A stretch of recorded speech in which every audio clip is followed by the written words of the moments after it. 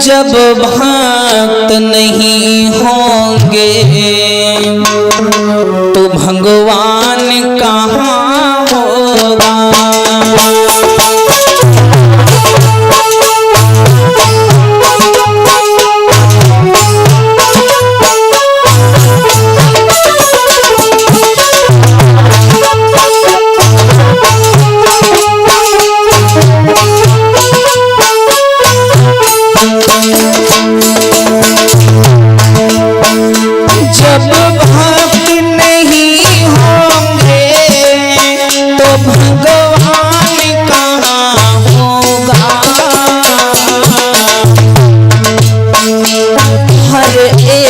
समस्या का हर एक समस्या का और समाधान कहाँ होगा।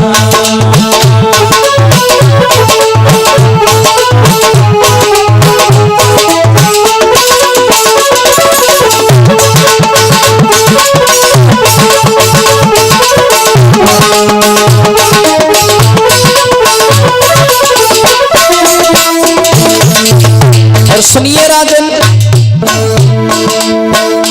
मैंने भक्त बहुत देखे और भक्ति भी देखी है।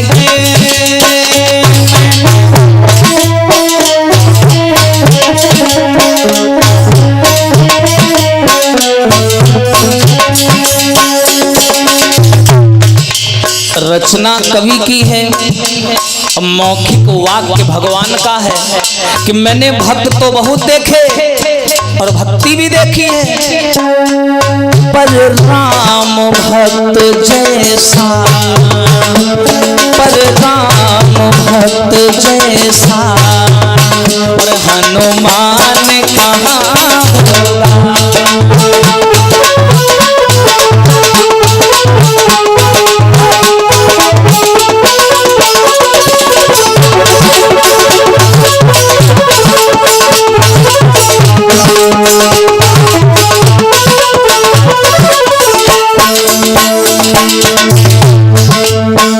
संसार में भक्ति करने वाले, भजन करने वाले लाखों मिल गए, लेकिन जिसने सीना फाड़ के राम के दर्शन करा दिए आज तक ऐसा भक्त नहीं मिला।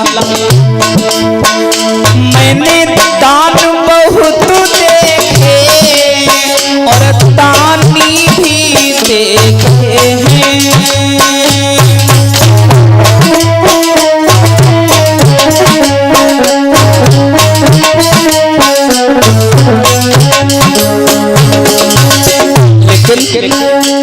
पर कन्यादान जैसा, पर कन्यादान जैसा महादान कहाँ होगा।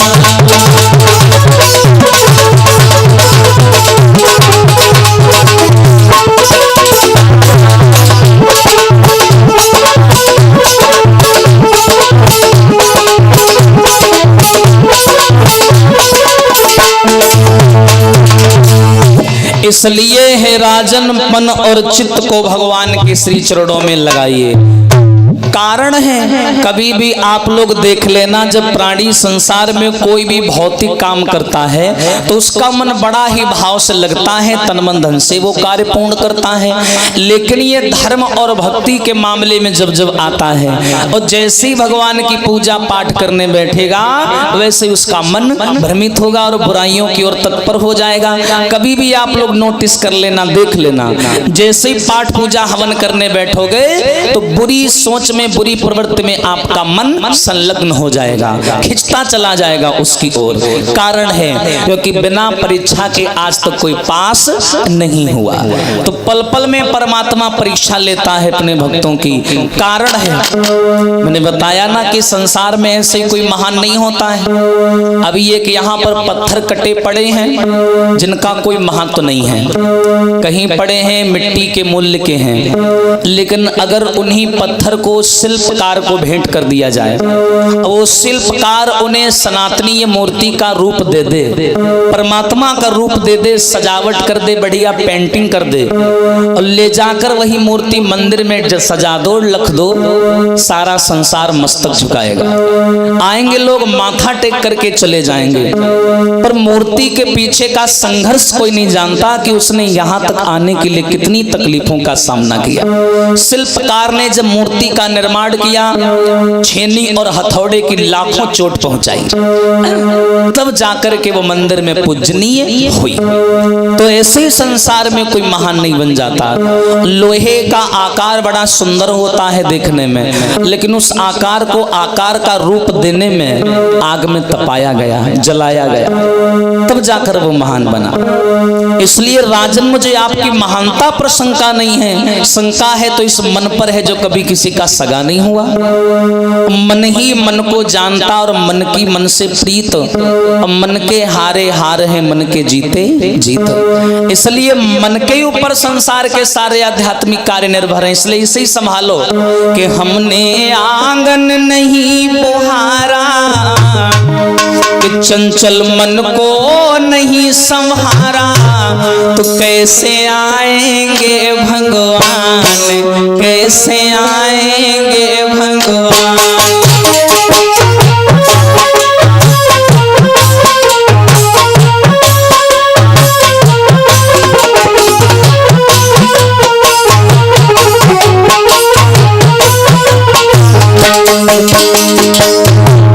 देखो भैया कि हमने आंगन नहीं बुहारा, हमने आंगन नहीं बुहारा, कैसे आएंगे भगवान, कैसे आएंगे भगवान।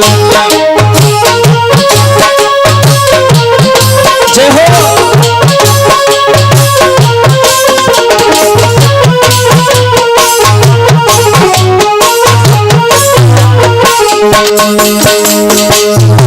अब यहाँ कौन से आंगन की बात चल रही है? घर वाला आंगन नहीं, बामे तो रोज झाड़ू लगाता हूँ। ये वाला आंगन, किडनी फेफड़ा वाला, हाँ ये वाला आंगन।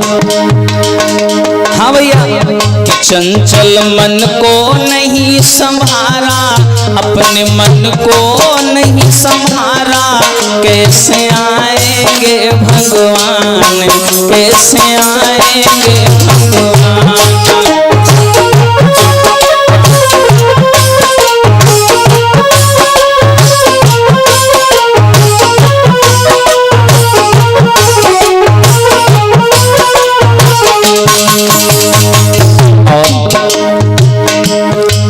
भैया यार एक पंखा ले आ यार, पानी गिर रहा। देखो भैया, अरे निर्मल मन हो तो रघुनायक, सबरी के घर जाके, निर्मल मन हो।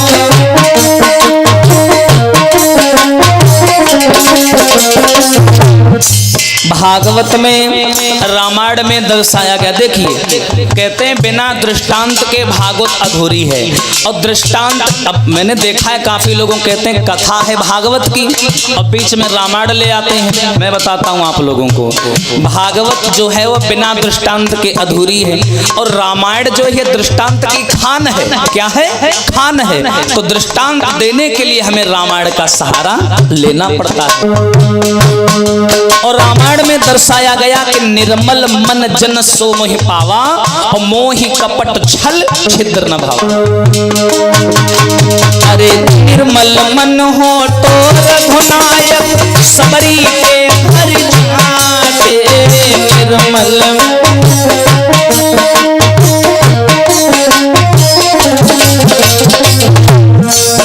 और दुर्योधन की मेवा छोड़ी, साध विदुर घर खाते, दुर्योधन की।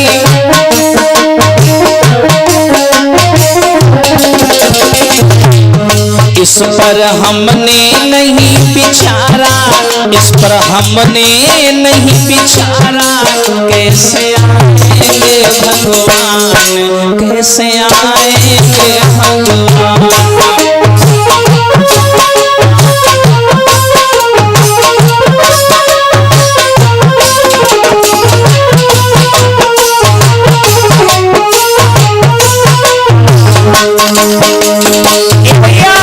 चंचल मन को नहीं संभाला, अपने मन को नहीं संभाला, कैसे आएंगे भगवान, कैसे आएंगे भगवान।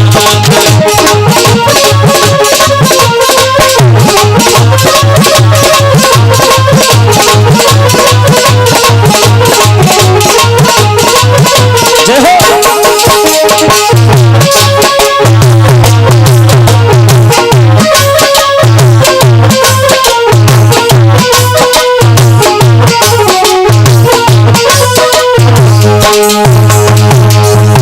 हमने आंगन नहीं बुहारा, चंचल मन को नहीं संभारा, कैसे आएंगे भगवान। मान के चलिए रामायण में साफ साफ दर्शा दिया गया, निर्मल मन जन माने लोग होते हैं जिनका मन निर्मल है, स्वभाव निर्मल है, उन्हें सहजता से भगवान मिल गए। अब मैं कितने प्रमाण दूं आप लोगों को। मैया सबरी जब भगवान की संगति में पड़ी, प्रेम नगरिया में आई, प्रेम नगर बोलते हैं जहाँ भगवान का वास होता है ना। ये सारे पंथ उन्हीं के हैं। जब सबरी मैया आई, हजारों ताने सुनने को मिले। जिसने भी परमात्मा की संगत की ताने मिलेंगे, और मैंने कल भी बताया, जवले संत की होए ना हासी, तोले भगति होए ना साची। और जब तक परमात्मा के भक्त का उपहास नहीं होता, तब तक उसकी भक्ति प्रसिद्ध नहीं होती और सिद्ध नहीं होती, क्योंकि वहां उसके नियम संयम और सहजता का, और देखिए सहनशीलता का परिचय मिलता है कि इसके अंदर सहनशीलता कितनी है, बात को बर्दाश्त करने की क्षमता कितनी है। बोलिए सच्चिदानंद भगवान की। आज बड़ी ही सुंदर चर्चा है, किनकी है? सूर्यवंशियों की पावन चर्चाएं चल रही हैं। और संसार में दो ही वंश हैं, सूर्यवंश और चंद्रवंश, जो स्पष्ट रूप से दिखाई देते हैं, कहीं ढूंढने जाने की जरूरत नहीं है, स्पष्ट रूप से दिखाई देते हैं, एक सूर्यवंश और एक चंद्रवंश। इनमें वास्तव में मूल्यतः जमीन से जुड़कर के जिन्होंने दुश्मनों से लोहा लिया, तो वो थे चंद्रवंशी क्षत्रिय, जो जमीन से भी जुड़े रहे, संसार से भी जुड़े रहे और दुश्मनों का खात्मा किया, और जो धर्म और सनातन का सहारा लेकर के दुश्मनों से लोहा लिया, वो थे सूर्यवंशी क्षत्रिय। याद रखिए। आइए उन्हीं सूर्यवंशियों की कथा चल रही है, और इस समय सूर्यवंश चल रहा है, और दो ही वंश भागवत में दर्शाए गए। वैसे भागवत कन्हैया का स्वरूप है, श्रीमद् भागवत चर्चा जो है वो कृष्ण का प्रतिबिंब है, लेकिन इसमें भगवान राम की चर्चा क्यों डाली गई? कारण है, क्योंकि ये दोनों एक दूसरे के बिना अधूरे हैं। अच्छा, कृष्ण का जन्म होने के पीछे कोई सहज कारण नहीं है, असहज कारण है। क्या? राम जी मर्यादा पुरुषोत्तम बनकर के आए त्रेता युग में। बहुत से ऐसे काम थे जो भगवान राम मर्यादा के भीतर कर पाए, और बहुत से काम ऐसे थे जो राम जी नहीं कर पाए।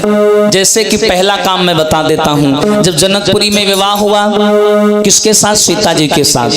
तो जनकपुरी की कन्याओं ने इनके साथ मजाक करना चाहा, साली सराजे तो आई जाती है। हाँ, तो राम जी ने कह दिया, देखो भाई, मैं मर्यादा के बंधन में हूं, मैं मजाक नहीं कर सकता। जिसके कारण कन्हैया का रूप लेकर के महाराज रचाया। महाराज का सीधा महाराज रचाने का सीधा कनेक्शन त्रेता युग से है, जनकपुरी से।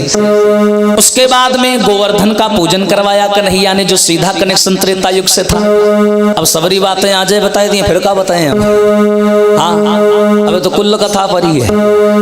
बोलिए सच्चिदानंद भगवान